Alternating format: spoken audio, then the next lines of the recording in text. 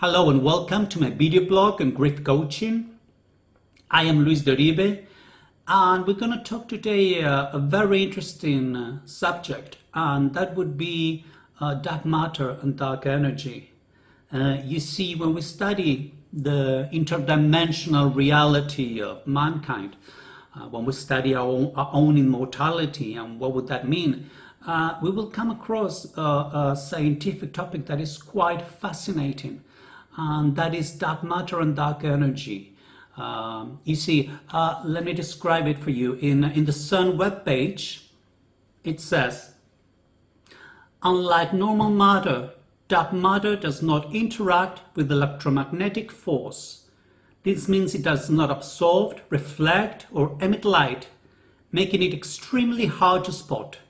In fact, researchers have been able to infer the existence of dark matter only from the gravitational effect it seems to have on visible matter. For some scientists, dark matter is the matter that exists beyond the fourth spatial dimension, as a 4D matter spewed there through the black hole singularities of our third dimension. And this is the good part. Dr. Sean Carroll, in his book, The Dark Side of the Universe, states that the whole mass energy content of the universe is 5% ordinary matter. That means that 5% of the matter as we know it is only 5%.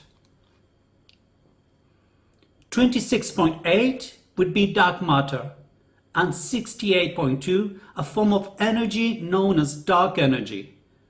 Thus, dark energy and dark matter constitute 95% of the total mass energy content of the universe. You see, what it means actually is that 95% of the universe is this dark matter and dark energy, that scientists have no idea what it is, how to measure it, how to see it. They only know it's there because the way it interacts with other things. So that means actually that science only understands 5% of the universe. Do you understand what this means? Of our own reality, scientists only understand 5%. This means that all the scientific discoveries and everything around centuries, it adds up to 5% of what scientists actually know of our own universe, of our reality. Okay, I'm telling you this because it's quite fascinating to understand as well how the other 95% might be very well what mystics have been talking about for centuries, that there are other levels of existence, there are other levels of consciousness for the human being, that it has an astral body, a monadic body, a higher self state, that it moves on different higher dimensions. So maybe this dark energy is that dimensional space where our other parts of ourselves linger. Isn't that really interesting? The other thing that I found quite ironic is that a lot of scientists, old school scientists, will mock these things, this reasoning. And it's very interesting how with this type of arrogance, these old scientists, actually they will have to acknowledge that at the end they only understand 5% of everything that's around us, just 5%.